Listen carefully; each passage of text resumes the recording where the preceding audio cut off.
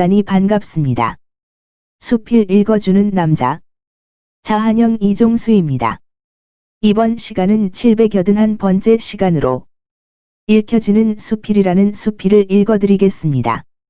읽혀지는 수필 김시헌. 1. 수필이 주는 쾌감. 잘 쓰여진 수필 한 편을 읽고 나면 더운 여름날 생맥주 한 잔을 마신 것처럼 쾌감이 온다. 생맥주는 육체적인 조건에서 쾌감이 오지만 수필은 정서적인 조건에서 쾌감이 온다. 그러나 쾌감의 신선도에는 큰 차이가 없다. 그 쾌감에 끌려서 사람들은 시를 읽고, 수필을 읽고, 소설을 읽는다. 수필을 읽고 있으면 왜 쾌감이 오는 것일까? 수필 속에 있는 정서가 독자에게 전달되기 때문이라고 말한다.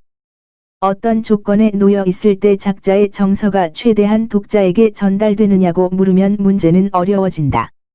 작자에게는 있고 독자에게는 없는 정서가 있고, 작자의 것은 높은데 독자의 것은 낮은 정서도 있다. 작자와 독자를 연결시켜 주는 매개물은 문장이다. 문장이 난해할 때도 독자는 장애를 받는다. 수필을 읽으면서 국어사전을 펴보는 사람은 많지 않다. 난해하면 징검다리를 건너듯이 껑충껑충 넘을 수밖에 없다. 문장의 난해보다 더 중요한 것은 표현상의 기교이다. 문학의 무기는 문장이고 문장의 예술성은 기교에서 확보가 된다. 무기가 둔하면 작자의 내면에 있는 넓고 깊은 정신세계를 다 캐낼 수가 없다. 설사 캐냈다 해도 여기저기 흠집이 생겨서 독자의 고개를 흔들게 만든다. 기교는 무기교의 기교가 좋다는 말을 한다. 여인의 화장은 안 한 듯이 한 화장이 최고의 화장이란 말이 있듯이 문장의 기교도 그런지도 모른다. 그리하여 완벽한 수필 한 편은 예술품으로서의 자격을 얻는다. 형식과 내용을 통해서 미적 조건을 갖출 때 그것을 예술품이라 한다. 예술은 감동의 목적이 있다. 그래서 우선 감동을 시켜놓고 보아야 한다. 감동은 가슴을 흔들어서 그 안에 있는 찌꺼기를 몰아내고 즐거움이라는 선물을 독자에게 제공해준다. 수필의 감동은 어디에서 오는 것일까? 문학은 체험의 재구성이다라는 말을 한다. 체험의 재구성이라 할 때 수필은 그 체험 자체의 강점을 가지고 있다. 소설은 작은 체험에 많은 허구가 합쳐지지만 수필은 많은 체험에 작은 창작이 작용하고 있을 뿐이다. 그래서 수필은 작자와 독자를 연결시켜 주는 힘이 직접적이다. 어떤 사람은 말했다. 살로써 만들어 놓은 밥이 수필이라면 술을 만들어 놓은 것은 소설이라고.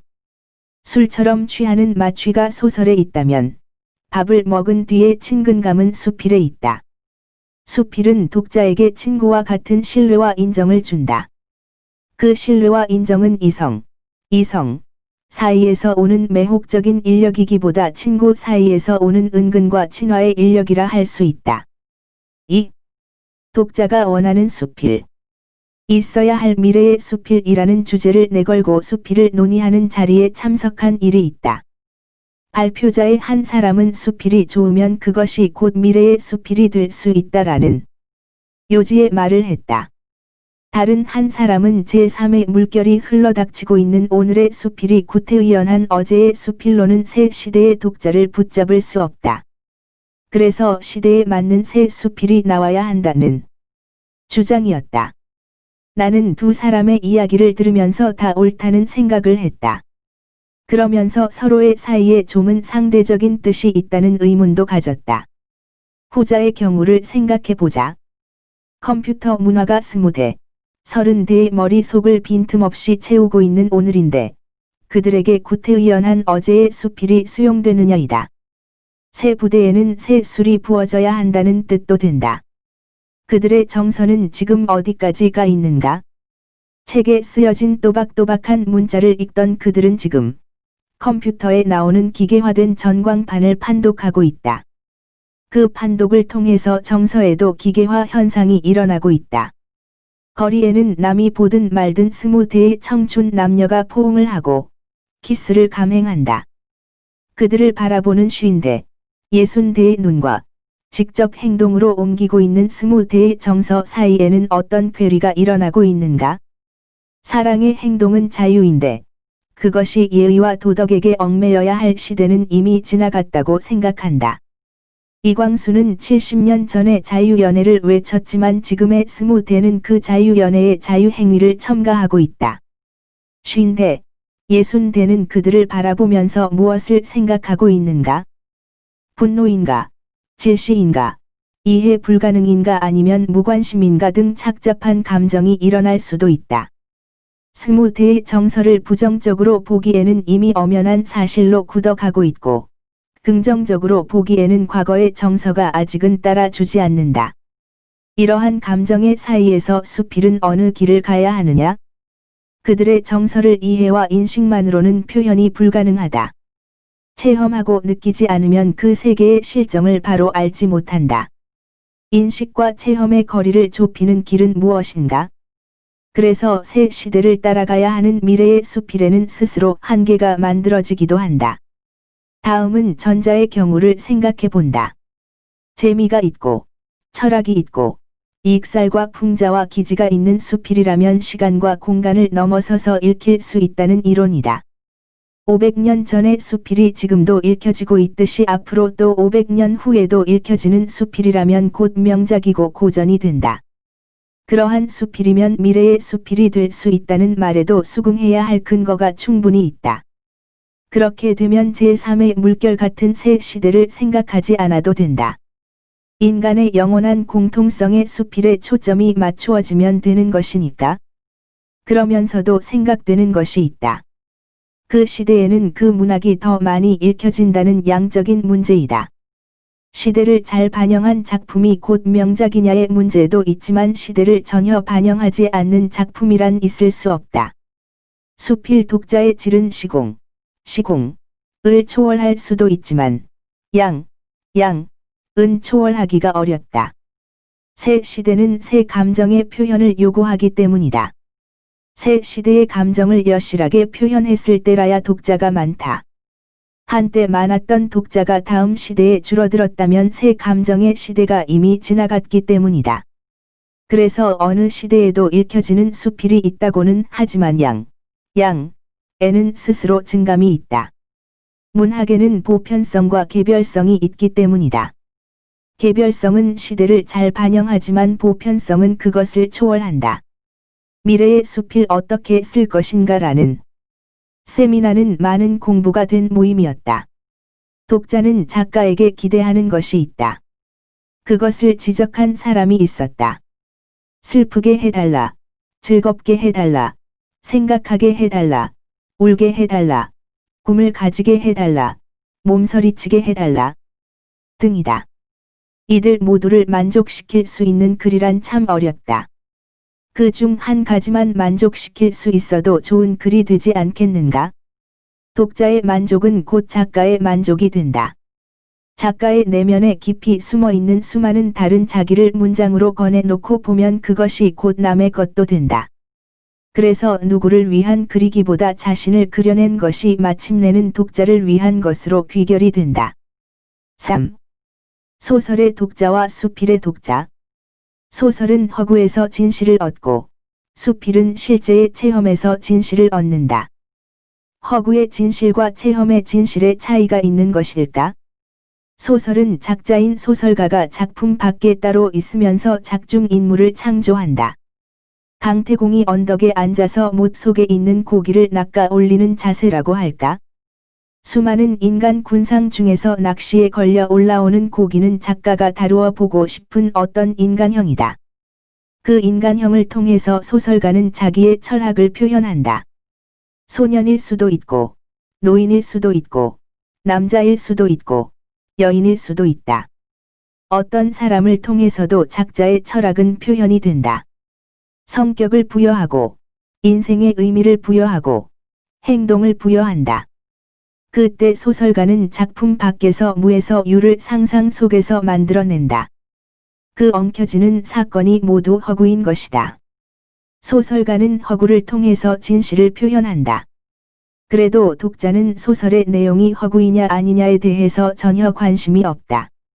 소설이 허구에 의해 쓰여진다는 것을 이미 알고 있기 때문이다. 또 허구이든 아니든 작품 속에 있는 꿀을 자기 것으로 맛있게 흡수만 하면 그만인 것이다. 그런데 수필은 다르다. 강태공처럼 앉아서 남을 다루지 않고 바로 자기 자신을 스스로 다룬다. 자기가 작품 속에 뛰어들어가서 생각하고 행동한다. 비록 남을 소재로 선택해도 그 남에게 표현되는 생각과 감정은 작자 자신의 것으로 돌아온다. 이 이유는 수필이 체험의 표현이기 때문이다. 설사 수필이 체험이 아닌 허구에 의해 쓰여졌다 해도 독자는 그것을 체험의 사실로 믿어버린다. 몇백 년 전의 옛날부터 독자는 수필을 체험의 기록으로 믿어온 역사 때문이다. 따라서 소설에서 얻는 진실은 작자와 직접은 연관이 없는 객관적인 진실이 되지만 수필에서 얻는 진실은 작자와 바로 연결이 된 주관적인 진실이 된다. 다 같은 진실이면서 하나는 작자의 직접적인 개입이 있고 하나는 간접적인 관찰이 있을 뿐이다. 허구로 된 수필 한 편을 썼다고 하자. 부부 싸움이 잦은 여인이 가끔 이혼을 생각해 보았다. 어느 날 그는 이혼 뒤에 여러 가지를 상상해 보았다. 세월이 지나가면 마침내 다른 남자를 알게 되고 그러다가 새 애인도 생긴다. 새로 얻은 애인에게 가는 감정도 느끼면서 어느 날 먼 곳으로 여행을 떠난다. 그 곳에서 있을 수 있는 극적인 사건도 생각해 본다.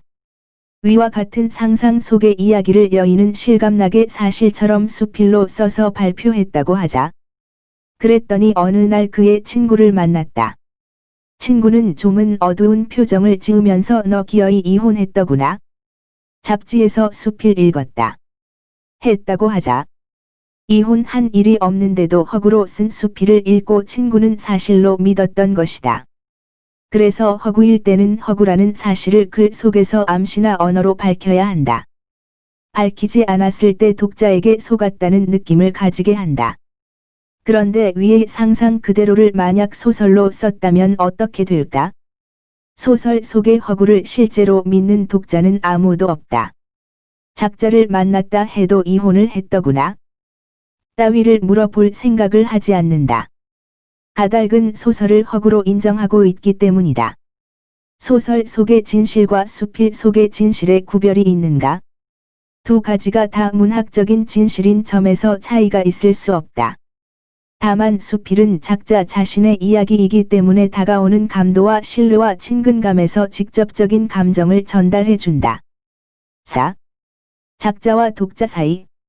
작자는 생산자이고 독자는 소비자이다. 하나가 공급자라면 다른 하나는 수요자가 된다. 생산자의 제품이 양질이면 소비가 잘 된다. 그렇다고 해서 소비자의 수요가 반드시 작품의 우열을 결정하는 것은 아니다. 10년 전에 독자의 독후감을 실은 신문을 읽은 일이 있다. 자기는 대학 교수이고 인문과를 담당하고 있다. 시를 좋아해서 읽는 기회가 많다. 한데 어떤 시는 난해해서 이해할 수가 없었다. 그러한 시를 쓰려거든 잡지 신문에 발표하지 말아야 한다. 나 같은 수준의 독자가 읽을 수 없다면 몇 사람의 독자가 읽겠느냐? 시로 남의 시간과 정력을 빼앗지 말아야 한다라는 요지였다. 난해에는 두 가지 이유가 있다. 하나는 독자가 작가의 정신세계에 이르지 못했을 때이고, 다른 하나는 내용보다 표현 곧 문장이 어려웠을 때이다. 시뿐 아니라 수필에도 같은 경우가 있다. 독자가 작자의 정신 수준에 도달하지 못했을 때는 방법이 없다. 하지만 문장이 어려웠을 때는 작자에게 책임이 있다. 어떤 사람은 쉽게 써지지 않는다고 말한다. 어떤 사람은 내용이 어려워지면 문장도 어려워진다고 말한다. 그러한 이유가 가능한 것 같기도 하지만 노력 부족이라는 생각이 든다. 난해한 문장에다 권위를 부여하던 때는 이미 지나갔다. 독자를 잃어가면서까지 권위를 세울 필요가 없어졌기 때문이다. 5. 맺는 말. 독자의 구미에 맞추면 잡문이 되기 쉽고, 문학성을 강조하면 독자가 떨어져 나간다.